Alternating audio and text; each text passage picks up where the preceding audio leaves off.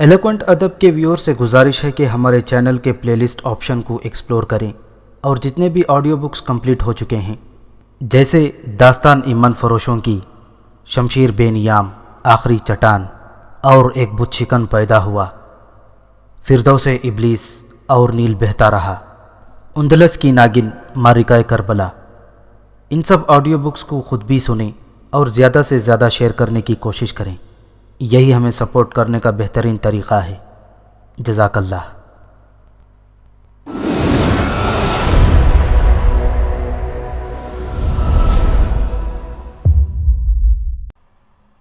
वैसे वो जानवर जो कोई भी था बहुत वज़नी जानवर था और यकीनन उसके मुकाबले में बहुत सख्त होगा।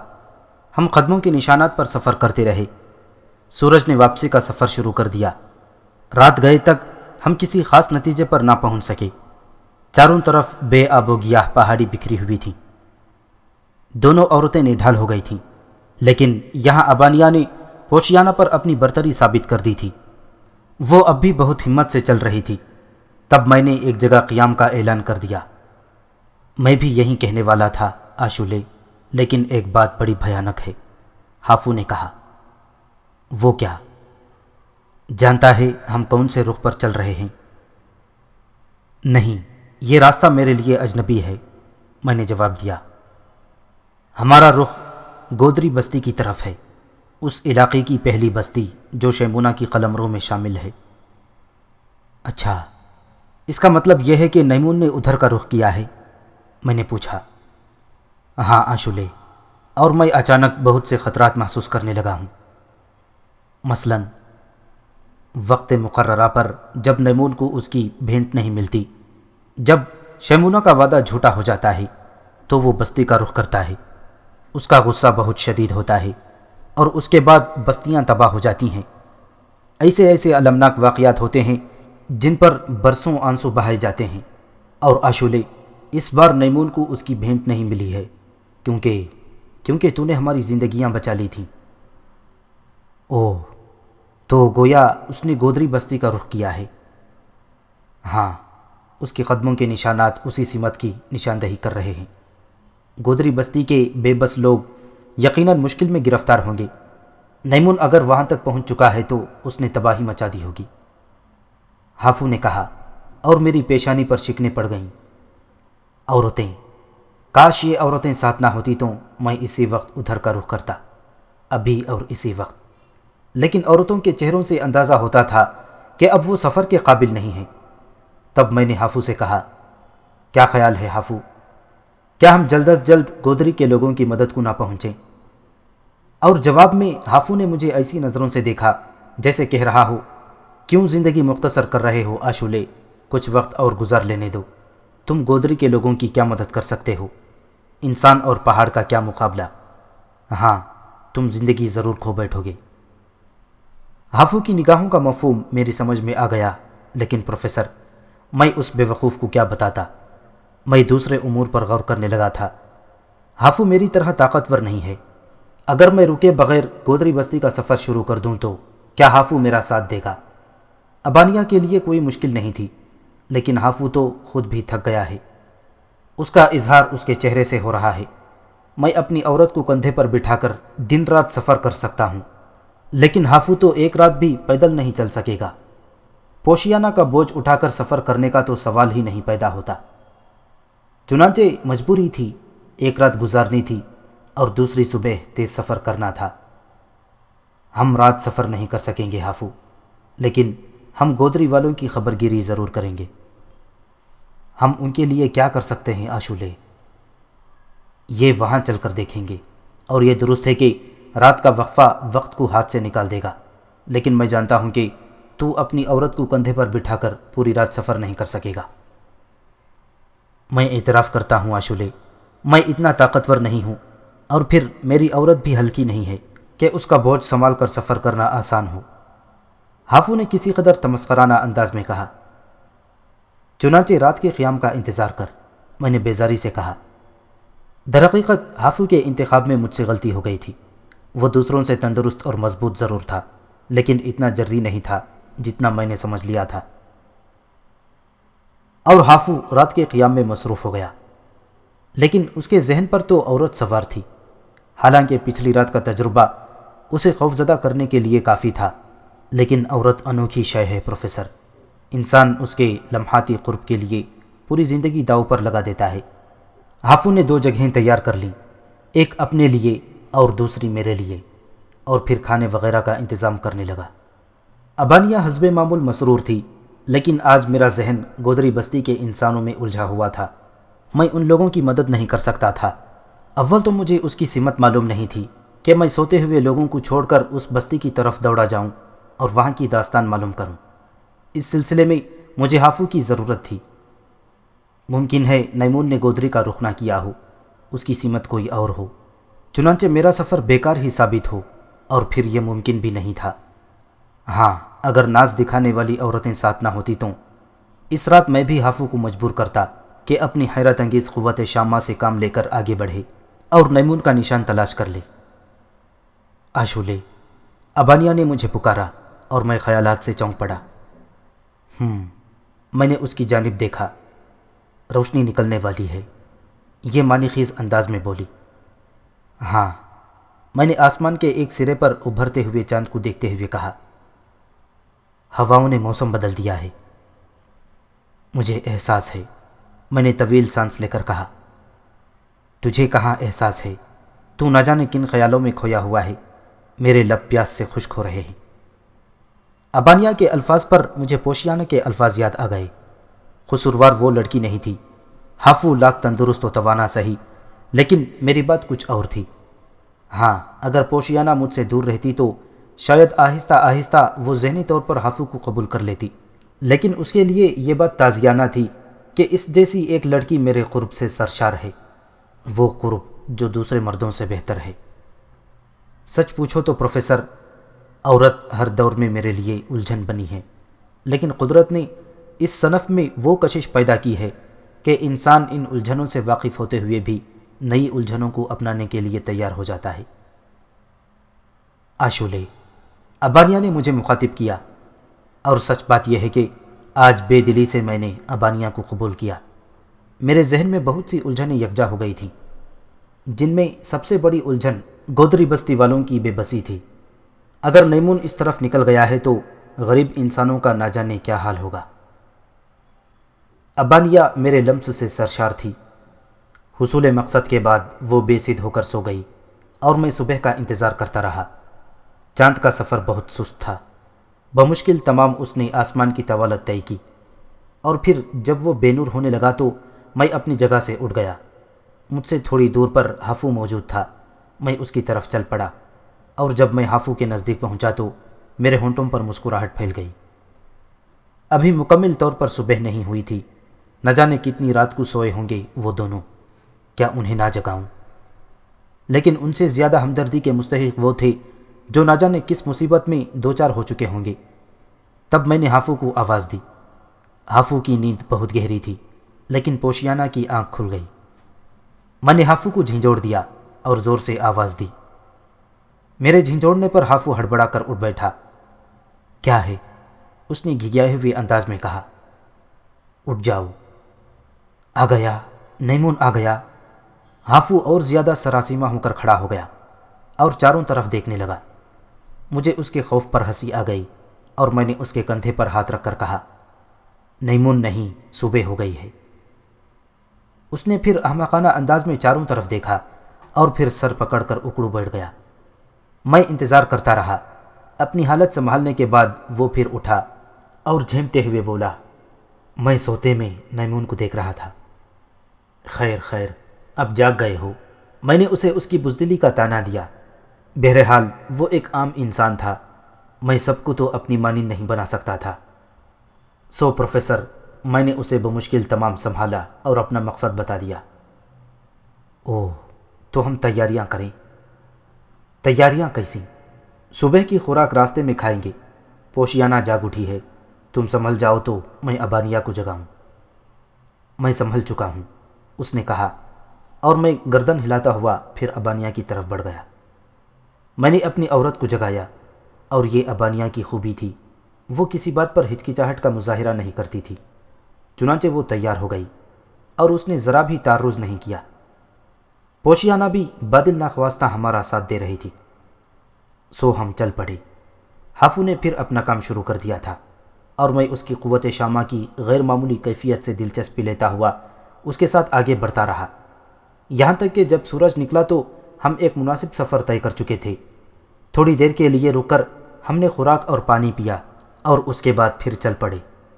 ہافو جوں جوں آگے بڑھ رہا تھا اس کے چہرے پر سراسیمگی پھیل رہی تھی۔ ایک بار اس کی زبان سے نکل گیا، دیوتا گودری والوں پر رحم کرے۔ کیوں ہافو؟ میں نے پوچھا۔ اب گودری بستی زیادہ دور نہیں ہے۔ اچھا، اور نیمون کے بدن کی بو ہمیں اسی طرف سے آ رہی ہے۔ میں نے تشویشناک انداز میں کہا۔ میں تو رات ہی سے ان لوگوں کے لیے پریشان تھا۔ بہرحال میں نے ہافو سے سفر اور تیز کرنے کے لیے کہا اور ہافو کی رفتار تیز ہو گئی۔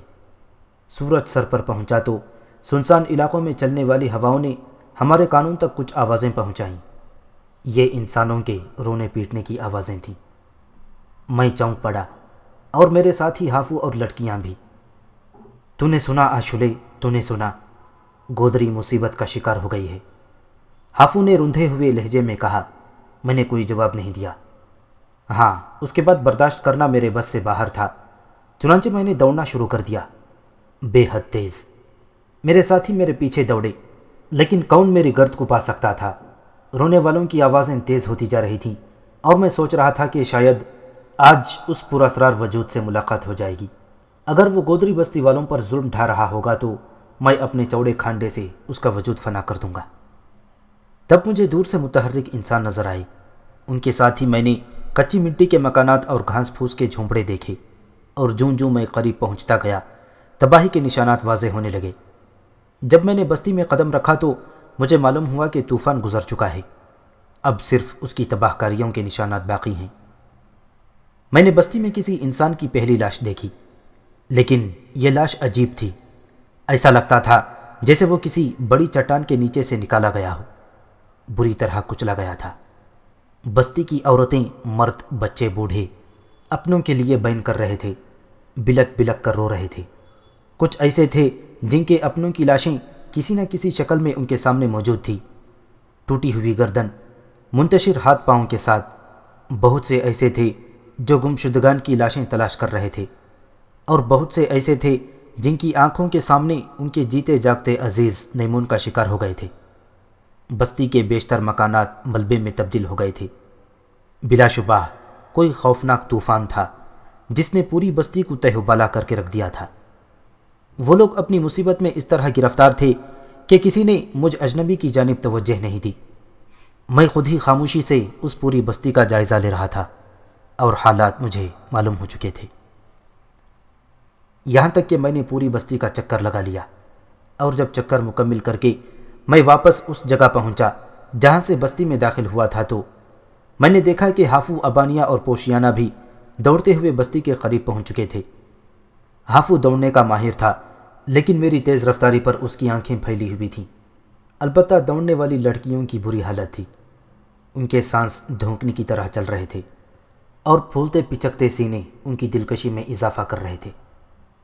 بالآخر گودری والے مصیبت کا شکار ہو گئے، ہافو نے کہا۔ ان سے معلوم کرو ہافو، ان سے پورا ماجرا معلوم کرو، میں نے کہا، اور ہافو نے ایک بین کرتی ہوئی بوڑھی عورت کو پکڑ لیا۔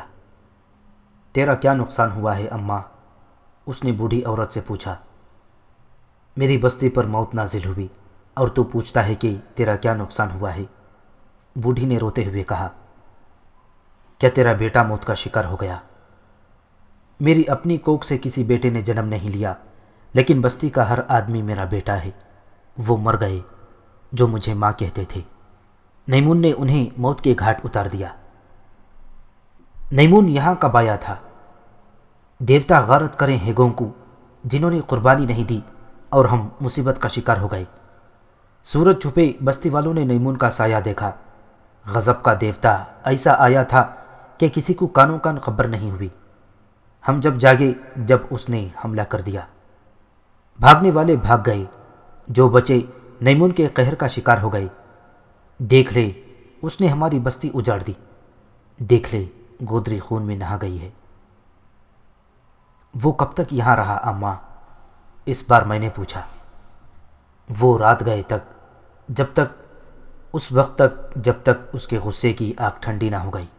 اس نے قربانی نہ دینے والے نافرمانوں کا بدلہ ہم سے لے لیا ہے۔ وہ کس طرف گیا ماں؟ کیا تم نے دیکھا؟ سب نے دیکھا۔ اس نے پہاڑوں کا رخ کیا، اس طرف نکل گیا تھا وہ۔ بوڑھی نے ایک سمت اشارہ کیا اور میں بلند و بالا پہاڑیوں کو دیکھنے لگا۔ پھر میں نے ہافو سے کہا، ہافو، کیا تم اس بستی میں ٹھہر کر ان لوگوں کے دکھ درد بانٹنے کی کوشش کرو گی؟ تیرا جو حکم اشولے۔ میں یہی چاہتا ہوں، تم یہاں قیام کرو، میں نیمون کی تلاش میں جاتا ہوں۔ تنہا؟ ہافو نے تعجب سے پوچھا۔ ہاں۔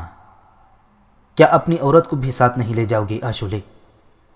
نہیں، وہ میری تیز رفتاری میں رکاوٹ بنے گی۔ اوہ ہاں، تو حیرت انگیز طور پر تیز رفتار ہے آشولے، تیرا خیال درست ہے، لیکن میری سن، میری مان، تو اگر اسے تلاش بھی کر لے گا تو کیا کر سکے گا؟ یہ وقت بتائے گا۔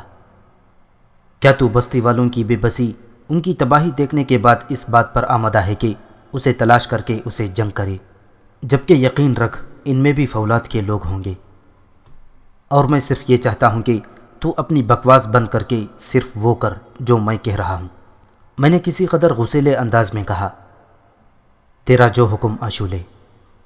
ہاں، ابھی میری عورت کو معلوم نہ ہو کہ میں کیا ارادہ رکھتا ہوں۔ نہیں معلوم ہوگا۔ ابانیہ اور پوشیانہ بستی کی ایک عورت کے نزدیک کھڑی تھیں۔ وہ بستی والوں کی زبان نہیں جانتی تھی، لیکن غم اور اظہار غم کی کوئی زبان نہیں ہوتی۔ وہ بستی کے دکھ میں شریک تھیں، چنانچہ کسی کی میری طرف توجہ نہیں تھی۔ بڑھیا نے جس سمت اشارہ کیا تھا، میں ٹہلنے کے انداز میں اسی طرف بڑھ گیا، اور جب میں اسی رفتار سے بستی سے نکل آیا کہ کسی کو شبہ نہ ہو، تو اچانک میں نے رفتار تیز کر دی۔ اب میں دوڑ رہا تھا۔ میں تھوڑی دیر میں وہ فاصلہ طے کر لینا چاہتا تھا جو نیمون نے رات بھر میں طے کیا ہوگا، اور پھر میرے پیروں کو پنکھ لگ گئے۔ میں انتہائی برق رفتاری سے ناقابل عبور چٹانیں پھلانگ رہا تھا۔ اس کے ساتھ ہی میں اطراف سے غافل بھی نہیں تھا، اور میری نگاہیں قرب و جوار میں کوئی محیب چیز تلاش کر رہی تھی۔ ہاں، ہافو کی طرح میرے اندر زمین سونگ کر آگے بڑھنے کی صلاحیت نہیں تھی، ورنہ میں یہ بھی کرتا۔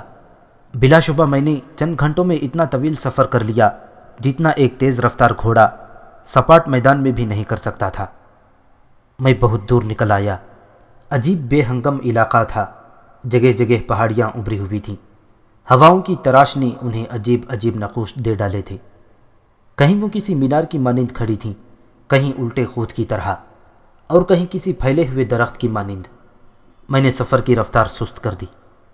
اندازے سے میں اتنی دور نکل آیا تھا جتنا سفر کوئی بھاری بھرکم کم درندہ رات میں بھی کر سکتا تھا، لیکن یا تو نیمون بے حد تیز رفتار تھا، یا نگاہوں سے روپوش ہونے کی صلاحیت رکھتا تھا، یا تیسری بات یہ بھی ہو سکتی تھی کہ میں نے ابتدا سے ہی غلط سمت اختیار کی ہو۔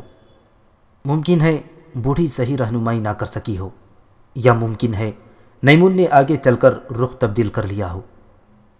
ایسی صورت میں نے سوچا، ایسی صورت میں کیا میرا یہ سفر، میری یہ جد و جہد بے معنی نہیں ہوگی؟ میں اور کتنی دور جاؤں گا؟ لیکن ناکام واپسی بھی مجھے پسند نہیں تھی۔ بالآخر میں رک گیا۔ بھوک لگ رہی تھی، اپنے ساتھ کھانے پینے کی کوئی چیز نہیں لایا تھا۔ بہرحال میں ایسا نہ تھا جسے بھوک پیاس نڈھال کر سکتی۔ میں نے چند لمحات میں فیصلہ کیا، مجھے نیمون کی تلاش جاری رکھنی چاہیے۔ ہافو اور لڑکیاں میرے لیے معاون نہیں ثابت ہوئی تھیں، اب وہ موجود نہیں ہیں تو کیوں نہ تھوڑی سی کوشش اور کر ڈالوں۔ اور یہی فیصلہ کر کے میں آگے بڑھ گیا۔ مناظر بدلتے رہے۔ ایک بار پھر سبززار شروع ہو گیا تھا، اور سبزے کی موجودگی کا مطلب تھا پانی، اور شاید خوراک بھی۔ صدیوں کے تجربے کا خیال بھلا کیا غلط ہو سکتا تھا۔ مجھے پانی بھی نظر آ گیا۔ ایک جھیل تھی جو اس ویرانے میں اپنا حسن دنیا کی نگاہوں سے پوشیدہ کیے موجود تھی۔ اس نے خود کو رسوا نہیں ہونے دیا تھا، اور پوری فراخ دلی سے اس علاقے کو حسن بخش رہی تھی۔ میں پہلا انسان تھا جس نے اس کے کنوارے بدن کو چھوا، جس کی آنکھوں نے اس کا حسن لوٹا۔ بے اختیار پانی میں کود پڑنے کو دل چاہا اور یوں اس کنواری جھیل کا بدن داغدار ہو گیا۔ بڑا شیریں پانی تھا، قرب و جوار میں چھوٹے چھوٹے پرندے نظر آ رہے تھے۔ میں نے کسی مناسب جانور کی تلاش میں نگاہیں دوڑائیں، لیکن جانور بھی نظر آیا تو بدحیت، بھلا اس خوبصورت علاقے میں اس کا کیا کام؟ وہ ایک کریہا شکل گدھ تھا، لیکن مجھے اس کی نسل سے کیا دلچسپی ہو سکتی تھی؟ ہاں، میں جانتا تھا کہ اس کے اندر خاصا گوشت ہوگا۔ گدھ کافی فاصلے پر زمین پر آ بیٹھا تھا۔ میں نے اپنا کھانڈا سنبھالا۔ ویسے مجھے احساس تھا کہ یہ اس کھانڈے کی توہین ہے۔ ہاتھیوں کا شکار کرنے والا کھانڈا ایک ننھے سے گدھ کا شکار کرنے جا رہا تھا، لیکن ضرورت تھی۔ کھانڈا کسی کمان سے نکلے ہوئے تیر کی طرح سنسناتا میرے ہاتھ سے نکلا۔ گدھ نے کوئی محیب شے اپنی طرف آتے دیکھی تو اس نے پنکھ پھیلا کر اڑنے کی کوشش کی۔ اس طرح یہ ہوا کہ وہ کھانڈے کے بوجھ تلے دب کر چور چور نہیں ہو گیا، بلکہ اطمینان سے اس کے 2 ٹکڑے ہو گئے اور دونوں ٹکڑے الگ الگ پھڑکنے لگے۔ میں مسکراتا ہوا آگے بڑھ گیا اور پھر گدھ کے قریب پہنچ کر میں نے اس کا آدھا جسم اٹھا لیا۔ اس کے پر نوچ کر میں نے گوشت صاف کیا اور پھر دوسرے حصے کو بھی صاف کرنے لگا۔ دونوں حصوں کو صاف کر کے میں جھیل کے نزدیک آ گیا۔ بھوننے کے لیے خشک گھاس مل جائے تو ٹھیک ہے، ورنہ پھر کچے ہی سے کام چلایا جا سکتا ہے، لیکن خشک گھاس دور دور تک نہیں تھی۔ چنانچہ میں نے جھیل کے پانی میں اسے صاف کیا اور پھر مزے لے لے کر اس کا گوشت چبانے لگا۔ یوں میں نے شکاری کا شکار کیا اور پیٹ بھر لیا۔ شکم سیر ہونے کے بعد میں چند منٹ کے لیے جھیل کے کنارے لیٹ گیا۔ یہ تھکن نہیں تھی، بلکہ اس خوبصورت جھیل کو خراج تھا۔ بڑی پرسکون جگہ تھی۔ کافی دیر تک لیٹے رہنے کے بعد میں اٹھ گیا۔ کہاں تلاش کیا جائے اس بدبخت نیمون کو؟ میں نے سوچا، لیکن ہمت ہارنے کا سوال ہی نہیں پیدا ہوتا تھا۔ بہرحال مجھے اسے تلاش کرنا تھا، اس لیے میں پھر چل پڑا۔ سبززار میدان، چٹیل پہاڑ، دن رات، پھر دن اور پھر تیسری رات، نہ جانے کہاں سے کہاں نکل آیا تھا میں، لیکن نیمون کا کوئی نشان نہیں تھا۔ میرے ذہن پر جھلاہٹ سوار ہونے لگی۔ ممکن ہے میں بالکل ہی غلط سمت میں تلاش کر رہا ہوں۔ تب اس رات میں نے سنجیدگی سے سوچا، دراصل ابتدا ہی غلط ہوتی تھی، مجھے یوں ہی نہیں چل پڑنا چاہیے تھا۔ زمین بے حد وسیع ہے، کوئی چھوٹی سی جگہ ہو تو کسی کو تلاش کیا جائے۔ اس انداز میں تو شاید میں کبھی اسے تلاش نہ کر سکوں۔ مجھے دوسرے طریقے اختیار کرنے چاہیے۔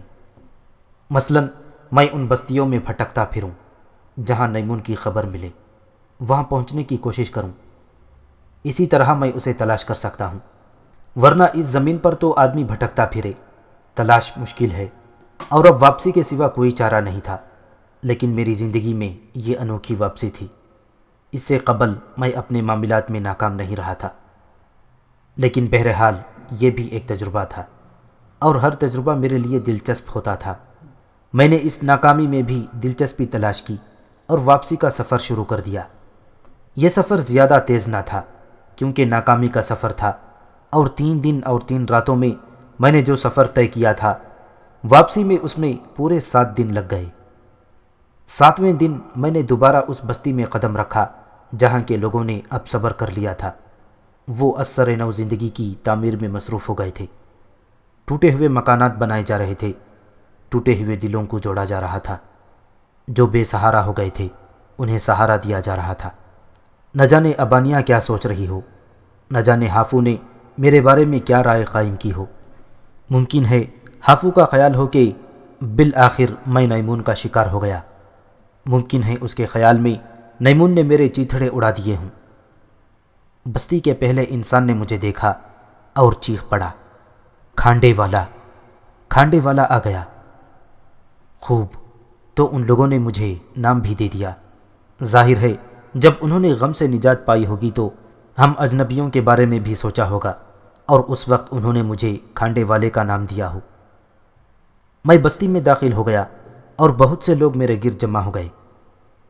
میرے ساتھی کہاں ہیں؟ میں نے ان سے پوچھا۔ تمہاری دونوں عورتیں جھونپڑے کے اندر موجود ہیں، لیکن ہافو کو شیمونا کے ہرکارے لے گئے ہیں۔ کیا مطلب؟ میں اچھل پڑا۔ وہ بستی کی خبر گیری کرنے آئے تھے، انہیں علم ہو گیا تھا کہ بستی پر تباہی نازل ہوئی ہے۔ تب انہوں نے بستی کے نقصان کا جائزہ لیا اور اسی دوران ان کی نگاہ ہافو پر پڑ گئی۔ ان میں وہ بھی تھے جو اس بار ہافو اور اس کے ساتھ کچھ دوسروں کو قربانی کے لیے نیمون کے مسکن لے گئے تھے۔ ہافو کو زندہ دیکھ کر وہ ششت رہ گئے۔ اور پھر یہ بات تو تم بھی جانتے ہو چوڑے کھانڈے والے کہ ہافو کی وجہ سے بستی پر تباہی نازل ہوئی تھی۔ ہاں، ہافو کی ساتھی لڑکیاں اجنبی تھیں، اس لیے انہیں ان لوگوں نے ہاتھ نہیں لگایا، اور وہ لڑکیاں ایک جھونپڑے میں محفوظ ہیں۔ میں سکتے میں رہ گیا۔ بہرحال یہ عمدہ بات تھی کہ دونوں لڑکیاں ان کے چنگل سے محفوظ تھیں۔ وہ لوگ ہافو کو کہاں لے گئے؟ میں نے پوچھا۔ سان بارے، شیمونا کے دربار میں۔ اچھا، میں نے گردن ہلائی۔ سان بارے کے بارے میں میں کچھ نہیں جانتا تھا۔ ہاں، ہافو کی بات دوسری تھی، وہ تو بہت کچھ جانتا تھا، لیکن اب ہافو کہاں تھا؟ لڑکیاں کہاں ہیں؟ مجھے ان کے پاس پہنچاؤ، میں نے کہا، اور دو آدمی میرے ساتھ چل پڑے۔ پوشیانہ اور ابانیہ جھونپڑے میں موجود تھیں اور پرسکون تھیں۔ میں جانتا تھا کہ دونوں کے جذبات الگ الگ تھے۔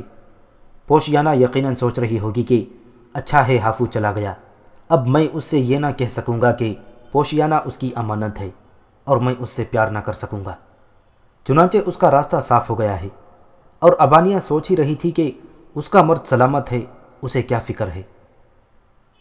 کیا ہوا لڑکیوں، کیا واقعہ ہوا؟ بڑے خونخوار کتے تھے وہ لوگ عاشولے۔ یقیناً ملکہ شیمونا خود بھی بھیانک ہوگی، لیکن وہ بیچارے بستی والوں کے لیے کیا کر سکتے تھے؟ ہاں، ہافو ان کے ساتھ آ گیا اور وہ اسے لے گئے۔ بیچاری پوشیانہ، اسے بہت دن کے بعد آدمی ملا تھا، ابانیہ نے کہا۔ مجھے اس کی ضرورت نہیں تھی، پوشیانہ غرائی۔ ابانیہ اسے ضرور حیرت سے دیکھنے لگی تھی، لیکن مجھے اس پر حیرت نہیں ہوئی۔ میں جھونپڑے میں ایک جگہ بیٹھ گیا۔ اب مجھے نئے سرے سے حالات کا جائزہ لینا تھا۔ ہافو کی زندگی خطرے میں تھی، ممکن ہے ان لوگوں کو میرے بارے میں بھی معلوم ہو جائے۔ ایسی صورت میں کیا کرنا چاہیے؟ میں پوگاس کی بستی سے بہت دور نکل آیا تھا، اب واپس اس بستی میں جا کر ان دونوں لڑکیوں کو چھوڑنا حماقت تھی۔ کیوں نہ انہیں اس بستی میں چھوڑ کر آگے بڑھ جاؤں؟ بلا وجہ الجھن پالنے سے کیا فائدہ؟ گو ہر دور میں عورت میری ضرورت رہی تھی، میں نے باقاعدہ عورتیں پالی تھیں، لیکن وہ میرے لیے اتنی الجھن نہیں بنی تھی۔ اگر میں ابانیہ اور پوشیانہ کو یہاں چھوڑ کر آگے بڑھ جاؤں تو ان کا کیا بنے گا؟ میں نے تجزیہ کیا تو اندازہ ہوا کہ وہ بہت بڑی مشکل میں پھنس جائیں گی۔ وہ ان لوگوں کی زبانیں بھی نہیں جانتی تھیں، یہ لوگ انہیں اپنوں کی حیثیت سے قبول نہیں کر سکتے، بلکہ ممکن ہے وہ ان کی زندگی کے گاہک بن جائیں، کیونکہ ہافو کی وجہ سے ان پر مصیبت آئی تھی، اور ہافو بہرحال ان لڑکیوں کا ساتھی ہے۔ کوئی صورت نہیں تھی، ان بلاؤں کو گلے لگانا ہی پڑے گا۔ ہافو کو بہرحال میں نے امان دی تھی، میں نے اس کی زندگی بچائی تھی، وہ میرا ساتھی تھا۔ اور پھر سوال ہافو کی زندگی کا ہی نہیں تھا، سان بارے کی دلکشی بھی میری نگاہ میں تھی، وہ جگہ جہاں شیمونا حکومت کرتی تھی۔ میں اس پراسرار ملکہ کو دیکھنے کا متمنی تھا۔ چنانچہ میں نے فیصلہ کر لیا، دونوں لڑکیوں کو لے کر سان بارے کی طرف چل پڑوں۔ بستی کے رونے والے اب بھی رو رہے تھے، کبھی کبھی کسی طرف سے رونے کی آوازیں ابھرتیں اور پھر بہت سے ان میں شامل ہو جاتے۔ یہ ماحول میرے لیے زیادہ دلچسپ نہیں تھا، اس لیے میں جلد از جلد یہاں سے نکل جانا چاہتا تھا۔ کیا سوچ رہے ہو عاشولے؟ ابانیہ نے میرے نزدیک آ کر میرے کندھے پر ہاتھ رکھ کر پیار بھرے لہجے میں کہا، اور میں نے چونک کر ابانیہ اور پوشیانہ کو دیکھا۔ پوشیانہ اسی طرف دیکھ رہی تھی اور اس کی آنکھوں میں نفرت و رقابت کی آگ روشن تھی۔ کچھ نہیں ابانیہ، مجھے ہافو سے ہمدردی ہے۔ بیچارہ، ایک بار زندگی بچ گئی تھی، پھر ان لوگوں کے ہاتھوں میں جا پڑا۔ ہمیں اس کی مدد کرنا ہوگی ابانیہ۔ ضرور عاشولے، بے شک اسے ہماری مدد کی ضرورت ہے۔ ابانیہ جلدی سے بول پڑی۔ اس نے مزید سفر کی صعوبتوں کا کوئی احساس نہیں کیا تھا، اور یہی ابانیہ کی خوبی تھی جسے میں نے ہمیشہ پسندیدگی کی نگاہ سے دیکھا تھا۔ اس کی تلاش میں وقت ضائع کرنے سے کیا فائدہ عاشولے؟ میں اب کہیں نہیں جاؤں گی، یہاں سے بستی واپس چلو، مجھ میں اب اور چلنے کی سکت نہیں ہے۔ پوشیانہ نے کہا۔ ابانیہ نے ایک بار پھر حیرت سے اسے دیکھا اور پھر ملامت کرنے والے انداز میں بولی، تو کیسی عورت ہے پوشیانہ؟ تیرا مرد دشمنوں میں جا پھنسا ہے، تجھے اس کی زندگی کی کوئی پرواہ نہیں ہے۔ اور ابانیہ کی اس بات پر پوشیانہ کی آنکھیں شعلے برسانے لگیں۔ وہ آہستہ سے کھڑی ہو گئی۔ اس کی کیفیت کسی خونخوار بلی کی سی تھی اور وہ خوفناک انداز میں ابانیہ کو گھور رہی تھی۔ تجھے میرے بارے میں بات کرنے کا حق کس نے دیا ہے ابانیہ؟ بول، تم میرے معاملے میں کیوں بولی؟ ممکن ہے میں پوشیانہ کی طرف اس وقت تک نہ دیکھتا جب تک وہ ابانیہ پر حملہ نہ کر دیتی، لیکن اس کے لہجے کی صفاکی اور اس کی آواز کی درندگی نے مجھے چونکا دیا۔ میں نے پوشیانہ کا چہرہ دیکھا اور گھبرا کر کھڑا ہو گیا۔ جواب دے، پوشیانہ چیخی، اور اس کے ساتھ ہی وہ دانت کچکچا کر ابانیہ پر جھپٹ پڑی۔ لیکن چونکہ میں ہوشیار ہو گیا تھا، اس لیے دوسرے لمحے میں نے پوشیانہ کی کمر میں ہاتھ ڈال کر اسے لٹکا لیا۔ اب صورتحال بڑی مضحکہ خیز تھی۔ پوشیانہ میرے بغل میں لٹکی ہوئی ہاتھ پاؤں چلا رہی تھی۔ اس نے اپنے لمبے ناخنوں سے میرا بدن نوچنے کی کوشش کی تھی، لیکن اس پر ایک بھی نشان نہیں ڈال سکی تھی۔ یہ اس کے بس کی بات نہیں تھی۔ رہ گئی ابانیہ تو وہ متحیرانہ نگاہوں سے پوشیانہ کو دیکھ رہی تھی۔ بالآخر پوشیانہ کی جدوجہد سست پڑ گئی، اور جب وہ خوب تھک گئی تو میں نے اسے بے دردی سے زمین پر پٹخ دیا۔ ایسی حرکتیں نہ کر پوشیانہ کہ مجھے تجھ سے نفرت ہو جائے، میں نے بگڑے ہوئے انداز میں کہا۔ تم دیکھو پروفیسر، عورت کسی بھی دور میں حماقت سے باز نہیں رہی اور عموماً میرے لیے الجھن بنتی رہی۔ اس بار بھی میں 2 عورتوں کے چکر میں پھنس چکا تھا، لیکن پروفیسر، تم اپنے حساب سے عمر کا وہ حصہ گزار چکے ہو جو عورت کی دلکشی کا پیمانہ ہوتا ہے۔ اپنے تجربے کے ساتھ کہو کہ کیا عورت کی الجھن دنیا کی سب سے بڑی الجھن نہیں ہے؟ اس سوال کا جواب دینے کے لیے پروفیسر نے لب کھولے، لیکن اسے ایک دم احساس ہوا اور وہ کچھ نہ بول سکا۔ البتہ اس کے چہرے کے تاثرات نے بہت کچھ کہہ دیا تھا۔ فرزانہ اور فروزاں سر جھکائے بیٹھی تھیں۔ تم نے جواب نہیں دیا پروفیسر۔ کہانی جاری رکھو، تم مجھ سے زیادہ تجربے کار ہو، پروفیسر نے کہا، اور اس نے ایک ہلکا سا قہقہہ لگایا۔ پھر بولا، تو پروفیسر، وہ عورت پوشیانہ زمین پر گر کر چوٹ کھائی ہوئی ناگن کی طرح لہریں لینے لگی اور پھر اٹھ کر بیٹھ گئی۔ میں کہہ چکی ہوں میں بستی کے سوا کہیں نہیں جاؤں گی، اس نے کہا۔ میں تجھے مجبور نہیں کروں گا، تو یہاں چاہے تو رہ سکتی ہے، اور اگر بستی واپس جانا چاہتی ہے تو یہاں میں تیرے لیے صرف ایک گھوڑے کا بندوبست کر سکتا ہوں، کیونکہ میں نے یہاں گھوڑے دیکھے ہیں۔ تو میرے ساتھ نہیں جائے گا آشولے؟ نہیں، میں ہافو کی تلاش میں جاؤں گا، میں نے کہا، اور پھر میں ابانیہ کا ہاتھ پکڑ کر باہر نکل آیا۔ بستی کے لوگ جگہ جگہ جمع تھے اور آپس میں گفتگو کر رہے تھے۔ ہمیں دیکھتے ہی وہ خاموش ہو گئے، لیکن میں نے ان کی نگاہوں میں نفرت دیکھی تھی، تو وہ عمل شروع ہو گیا جس کی مجھے امید تھی۔ آہستہ آہستہ میں ایک ٹولی کے نزدیک پہنچ گیا اور وہ سب منتشر ہو گئے۔ تمہاری بستی کا سردار کون ہے؟ میں نے پوچھا، اور وہ ایک دوسرے کی شکل دیکھنے لگے۔ پھر ان میں سے ایک نے دور ایک ٹولی کی طرف اشارہ کیا۔ سردار ان لوگوں میں شریک ہے اور تمہارے بارے میں گفتگو کر رہا ہے۔ اسے میرے پاس بلاؤ، میں خود اس سے اس بارے میں گفتگو کروں گا۔ تم خود سردار کے پاس جاؤ، وہ تم سے برتر ہے۔ وہ مجھ پر اپنی برتری ثابت نہیں کر سکتا۔ جاؤ سردار سے کہو کہ میں اسے طلب کرتا ہوں۔ اگر تم نے سردار کے بارے میں کوئی بری گفتگو کی تو ہم تمہیں قتل کر دیں گے۔ وہ بپھر کر بولے۔ لاوا پک چکا تھا۔ ان سیدھے سادے اور مصیبت زدہ لوگوں پر غصہ بھی کیا آتا۔ میں خود ہی سردار کی طرف چل پڑا۔ دوسرے لوگ میرے پیچھے چل دیے تھے۔ جدھر سے میں گزرتا لوگ میرے ساتھ ہو لیتے، یہاں تک کہ میں سردار کے پاس پہنچ گیا۔ وہ ایک بوڑھا اور چہرے سے سیدھا آدمی معلوم ہوتا تھا۔ کیا تم بستی کے سردار ہو؟ میں نے پوچھا۔ ہاں، بستی والوں نے مجھے سردار بنایا ہے۔ تم اور دوسرے لوگ میرے بارے میں کیا گفتگو کر رہے تھے؟ اس بات پر سردار کی پیشانی پر چند لکیریں نمودار ہوئیں۔ پھر اس نے گردن اکڑا کر کہا، ہم نے تمہیں دشمنوں میں شمار کیا ہے۔ کیوں؟ میں نے پوچھا۔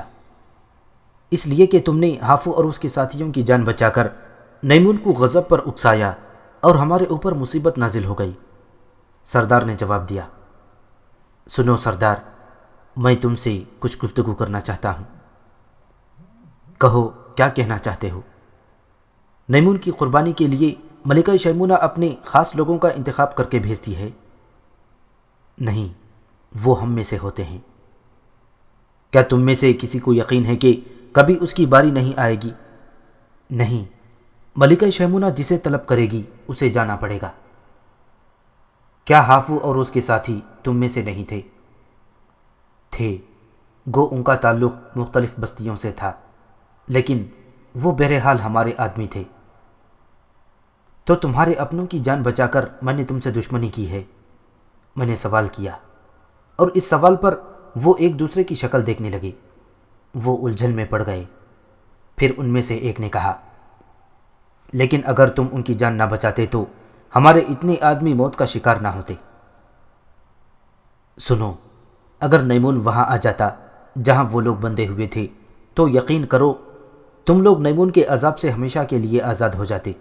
اور سنو، میں نے تمہاری بستی کا رخ اس لیے کیا تھا کہ نیمون سے تمہاری جان بچاؤں، اور جب میں نے سنا کہ میں نے دیکھا کہ نیمون تمہیں نقصان بچا کر چلا گیا ہے تو میں اس کی تلاش میں نکل گیا، اور یقین کرو اگر نیمون مجھے نظر آ جاتا تو میں تمہیں اس کی لاش دکھانے لے چلتا۔ کیا اس کے باوجود تم مجھے اپنا دشمن گردانتے ہو؟ تم نیمون کو ہلاک کرنا چاہتے ہو؟ تم ایک حقیر انسان! سردار نے حقارت سے کہا۔ ہاں، اور اطمینان رکھو، میں ہی اسے ہلاک کروں گا، میں نے کہا۔ معلوم ہوتا ہے کہ تم ہمارے لیے کسی بڑی تباہی کے انتظامات کر رہے ہو۔ ضرور تم ہمارے اوپر تباہی لاؤ گے۔ نیمون کا قہر دیوتا ہے اور تم ایک عام انسان ہو۔ نیمون دیوتا نہیں ہے، وہ صرف ایک خونخوار درندہ ہے، اور میں اسے ہلاک کر دوں گا، تم لوگ یقین رکھو۔ بیکار باتیں مت کرو کھانڈے والے اجنبی، ہم تو یہ بھی نہیں جانتے کہ تم کون ہو، لیکن اس سے قبل کہ ہم تمہیں تمہارے برا سلوک کرنے کے بارے میں سوچیں، بہتر ہے کہ تم دونوں اجنبی عورتوں کو لے کر یہاں سے نکل جاؤ۔ ہم تمہیں فوراً نکل جانے کا حکم دیتے ہیں، سردار نے کہا۔ اور میری خواہش یہ ہے کہ تم میرے غضب کو آواز دو، جو نیمون کے قہر سے زیادہ خوفناک ہے۔ میری باتیں غور سے سنو۔ نیمون میرے کھانڈے کی ضربوں کی تاب نہیں لا سکے گا۔ میں اسے موت کے گھاٹ اتار دوں گا، لیکن اس سے قبل ہافو کی زندگی بچاؤں گا۔ مجھے سانبارے کا راستہ بتاؤ، میں شیمونہ سے کہوں گا کہ وہ ہافو کو واپس کر دے۔ میں اس کے لوگوں کو نیمون سے نجات دلا دوں گا۔ خوب خوب، اگر تمہاری موت ہی آ گئی ہے اجنبی، تو پھر ہم تمہارے ساتھ اچھا سلوک کیوں کریں؟ پہلے ہم نے یہ سوچا تھا کہ تمہیں اور دونوں عورتوں کو گرفتار کر کے شیمونہ کی خدمت میں پیش کر دیں، لیکن پھر دوسروں نے کہا کہ اگر شیمونہ کو تمہاری ضرورت ہوتی تو اس کے ہرکارے واپس تمہاری تلاش میں آتے، یا پھر اگر تم نہ ملتے تو وہ تمہاری عورتوں کو ہی لے جاتے۔ بہرحال اگر موت تمہیں آواز دے رہی ہے تو جاؤ، سانبارے کا راستہ کھلا ہوا ہے۔ ہمیں کس طرف جانا ہوگا؟ میں نے صبر و سکون سے پوچھا۔ مشکل راستہ نہیں ہے، بھورے میدان کو پار کرنے کے بعد ایک رہنما ندی مل جائے گی، اسی کے کنارے کنارے سفر کرتے رہو، سانبارے پہنچ جاؤ گے۔ فاصلہ کتنا ہے؟ میں نے پوچھا۔ تمہیں کئی چاند چلنا پڑے گا۔ سانبارے سیاہ پہاڑیوں کی دوسری سمت ہے، آگ اگلنے والا تمہیں اس کی خبر دے گا۔ سیاہ پہاڑ، آگ اگلنے والا، میں نے سوچا۔ بہرحال ان باتوں کو میں نے ذہن نشین کر لیا، اور پھر میں نے ان سے آخری بات کی۔ گودری والوں، میں نے تمہارے پاس گھوڑے دیکھے ہیں، مجھے 3 گھوڑے درکار ہوں گے۔ احمق اجنبی، ہم تمہارے ساتھ کوئی اچھا سلوک نہیں کریں گے، تم یہاں سے غذا کا ایک دانہ نہیں لے جا سکو گے۔ گھوڑے کی تو دور کی بات ہے، سردار نے غرا کر کہا۔ اور احمق سردار، تو نے میرے صبر کا امتحان لے لیا ہے، اس سے قبل کہ میں تیری گردن مروڑ دوں، اور اس سے قبل کہ میں ہر اس آدمی کو قتل کر دوں جو میرے سامنے آ کر مزاحمت کرے، اس سے قبل کہ بستی کی عورتیں کچھ اور لوگوں کے لیے روئیں۔ میرے ساتھ چل اور میرے دعوے کی تصدیق کر۔ سن، میں نے جو کچھ کہا ہے حقیقت ہے، نیمون کو میں ہی قتل کروں گا۔ چل میرے ساتھ۔ میں نے آگے بڑھ کر سردان کی کلائی پکڑ لی اور لوگ چیخ پڑے۔ دوسرے ہاتھ سے میں نے کھانڈا سنبھال لیا اور گرج کر دوسرے لوگوں سے بولا، سب خاموشی سے میرے پیچھے چلے آؤ، اگر کسی نے کوئی حرکت کی تو زندگی نہیں بچا سکو گے۔ لوگ ہمارے پیچھے پیچھے چل رہے تھے، ان کے چہرے غصے سے بگڑے ہوئے تھے، لیکن یہ اچھی بات تھی کہ انہوں نے میری بات پر غور کیا تھا اور کسی نے سردار کو میرے چنگل سے چھڑانے کی کوشش نہیں کی تھی، یہاں تک کہ میں اسے لیے ہوئے ایسی جگہ پہنچ گیا جہاں بڑے بڑے اور تناور درخت تھے۔ تب میں نے سردار کا ہاتھ چھوڑ دیا اور اپنے لمبے چوڑے کھانڈے کو داہنے ہاتھ میں پکڑ لیا۔ نیمون کا حشر بھی اس سے مختلف نہیں ہوگا گودری والوں، دیکھو میری بات کا یقین کر لو۔ اور اس کے ساتھ ہی میں نے کھانڈا تولا اور ایک درخت کے تنے کے درمیان مار دیا، اور میرے کھانڈے کو کوئی قباحت نہ ہوئی بلکہ اس کی دھار پر پورا اعتبار تھا۔ ہاں، بستی والوں کو آنے والے درخت سے بچنے کے لیے چھلانگیں لگانا پڑی تھیں۔ میں نے لپک کر دوسرے درخت پر وار کیا اور موٹا تنا صابن کی طرح کٹ گیا، اور یکے بعد دیگرے میں نے کئی درخت کاٹ ڈالے۔ بستی والے دہشت سے چیخ پڑے، وہ خوفزدہ ہو کر ادھر ادھر بھاگنے لگے۔ گرتے ہوئے درختوں سے بھی جان بچانا تھی۔ تھوڑی دیر میں کئی درخت ڈھیر تھے، تب میں نے کھانڈا ایک طرف ڈال دیا اور اس بار میں نے خالی ہاتھوں سے ایک درخت پر زور آزمائی کی۔ پھٹی پٹی آنکھوں سے دیکھنے والوں نے درخت کی جڑ اکھڑتی دیکھی جو اپنے ساتھ مٹی کا پہاڑ لیے زمین سے نکل رہی تھی، اور یہ آخری درخت بھی زمین بوس ہو گیا۔ تب بستی والوں نے خوفزدہ انداز میں کہا، بس کر کھانڈے والے، ہم تیری قوت کے قائل ہو گئے، بلا شبہ ہم تیرے عذاب میں گرفتار ہونے والے تھے، لیکن تو رحم کا دیوتا ہے، تو نے ہمارے اوپر رحم کیا اور ہمیں عذاب نہ دیا، ہم سے غلطی ہوئی تھی، ہمیں معاف کر دے، رحم کے دیوتا ہمیں معاف کر دے۔ اور میں نے کہا ہے کہ میں نیمون کو قتل کروں گا، میں اسے ہلاک کر دوں گا، اور اس کے بعد وہ تمہارے لیے عذاب نہ بن سکے گا۔ کیا تم نے مجھ پر اعتبار کیا؟ بلا شبہ تیری قوت نیمون سے کم نہیں ہے، سوائے اس کے کہ تیری قوت پوشیدہ ہے اور وہ ظاہر ہے، وہ کسی درخت کی مانند قد آور ہے، تو عام انسانوں کی شکل میں ہے، اسی لیے ہم تجھے پہچان نہیں سکے۔ کیا تو آسمانوں سے ہمیں نیمون سے بچانے کے لیے اترا ہے؟ بس ان باتوں کے بجائے وہ کرو جو میں کہہ رہا ہوں۔ مجھے 3 گھوڑے درکار ہیں اور راستے کے سفر کے لیے غذا، تم یہ چیزیں مجھے فراہم کر دو، میں سان بارے کا سفر کروں گا، پہلے ہافو کی جان بچاؤں گا اور اس کے بعد نیمون کو تلاش کروں گا۔ سو پروفیسر، طاقت کی برتری کا ہر دور میں اعتراف کیا گیا ہے۔ طاقتور کے لیے ابتدا سے آج تک جو آسانیاں رہی ہیں، کمزوروں کو نہیں حاصل ہو سکی۔